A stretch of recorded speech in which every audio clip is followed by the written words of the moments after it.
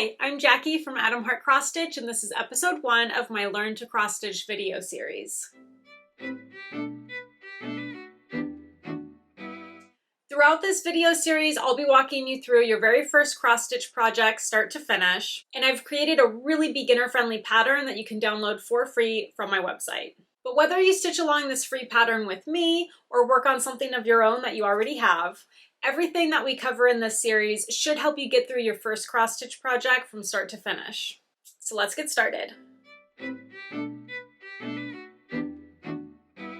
Now, if you're not familiar with cross stitch, it's really easy to get it confused with other types of fiber arts that use a needle and thread, like needlepoint or embroidery. But while needlepoint and embroidery focus on lots of different types of stitches and specialty stitches, cross stitch is really focused on one particular type of stitch, the cross stitch. Here's an example of a finished cross stitch project that I have, and you can see all those cross stitches are an X-shaped stitch, and that gives it that classic kind of pixelated look. Now, you may run into plenty of cross stitch charts that do have a handful of specialty stitches. Most commonly, you'll run into back stitching and French knots, but the real bread and butter of the pattern is always going to be the cross stitch, which makes this a really quick and easy hobby to pick up because you don't need to focus on so many different specialty stitches. And cross stitches are typically worked across a grid-like pattern, again, giving it that pixelated look. And it's typically worked on even weave fabrics, most commonly Aida and linens. By contrast, needlepoint is typically worked on a stiff mesh or canvas, and embroidery is typically worked on a woven fabric with a much tighter weave. So to get started with your first cross stitch project, there are a handful of supplies you're going to need. I'm going to give a quick and broad overview of the various supplies that you'll need, but once we jump into the pattern, I'll go into more detail about the specific supplies you'll need to create the pattern that we're working on. So first up, you will need a fabric to work your cross stitch on.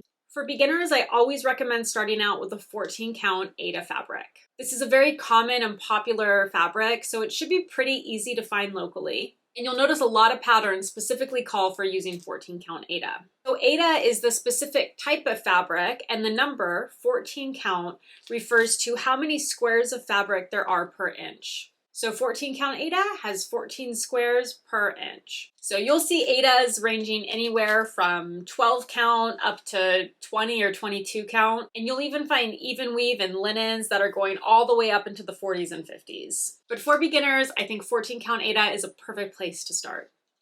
Next up are needles. Looking for the right type of needle is easy once you know what to look for, but it can be really overwhelming if you step into a craft store and look at all the different types of needles they have. I think the first place to start is to specifically look for a needle called a tapestry needle. These are going to have a much blunter end of the needle compared to a typical needle that you would use for like sewing. And then the next thing to look for is the size of the needle. So there will be a number to indicate the size. Now, the size of your needle will vary depending on what type of fabric count that you're working on. And there's going to be some personal preferences here, but generally, if you are working on 14 count Aida, I recommend a size 24 needle. And that's what I have right here. And these are one of the more common sizes of tapestry needles that are out there, so they should be pretty easy to find. So you've got your fabric and your needles, and now you need some thread. And the thread that you use will be different from your typical thread that you might use for sewing something. So specifically, you want to look for something called 6-stranded embroidery floss. One of the most common brands out there is DMC, and most charts out there will call for this DMC embroidery floss. And while this brand of embroidery floss is very popular, of course, not all patterns are going to call for it. So if your pattern does call for a different type or brand of embroidery floss, it likely has a different numbering or naming system, but it will be very clearly stated on the pattern so that you know what to look for. And there are a lot of different colors, over 500. And the colors of the floss aren't actually named, they are identified by number. So when you look at a cross stitch chart, typically you'll see that it calls for a specific number, and that's the number that you're looking for right there. And this is called 6-stranded embroidery floss because there are indeed 6 individual strands of thread. And when we start stitching, you will indeed separate these strands out and work with the called for number of strands that your pattern indicates. Again, there's always some wiggle room to use more or less strands of floss depending on the overall look that you're going for, but most patterns will provide some guidance here.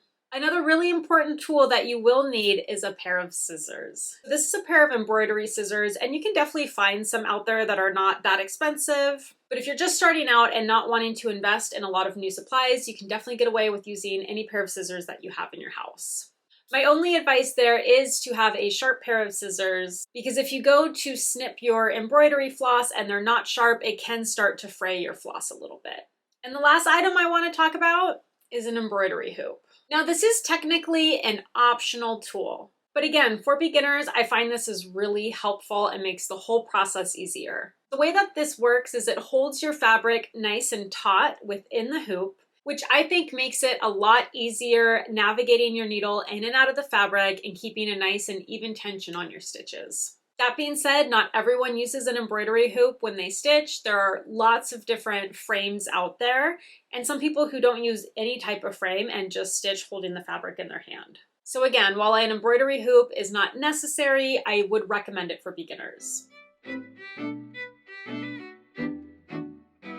Now, if the thought of sourcing all of those different supplies feels a little bit overwhelming, you can always look for a small cross-stitch kit, which will generally include all of the things you need to get started, maybe minus a pair of scissors. I have an example here that I picked up from my local craft store. And if you are interested in looking for a kit to start out with, I recommend looking for something on the smaller side, just so it's not too overwhelming as a first project, and also something with not too many colors. Again, just trying to keep it simple for a first project. And you can see here, this kit includes a tapestry needle, a reference image of the pattern you'll be completing, an instruction guide and your pattern, all of the embroidery floss you'll need, a small hoop, and fabric. If you are purchasing a kit for the first time and don't have any other supplies at home, make sure you just double check to see which supplies are included with the kit, as it could vary among different manufacturers. Generally, kits will include the pattern, fabric, and floss.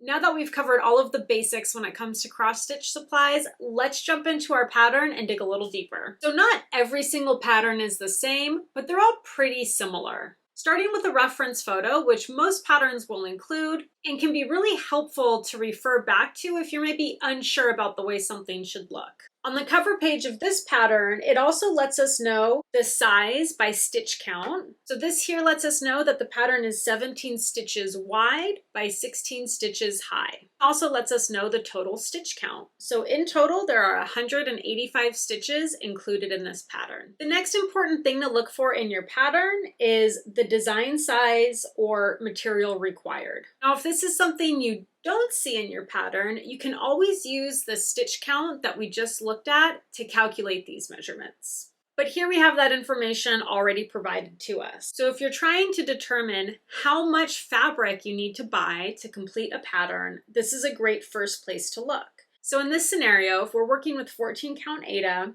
we know that at minimum, our fabric would need to be 1¼ inches wide by 1⅛ inches high. But we don't want to stop there. As you can see on this finished example, we have extra fabric all around that heart so that we can center this in the hoop. So you want to make sure that you leave a margin of fabric around your stitched area. The minimum amount of margin space that you should be adding is 2 inches. However, I always recommend adding a minimum of 4 inches, and that's around all sides of the fabric, especially in the beginning. And that's to account for maybe if your design isn't centered completely on the fabric, it gives you a little room for error.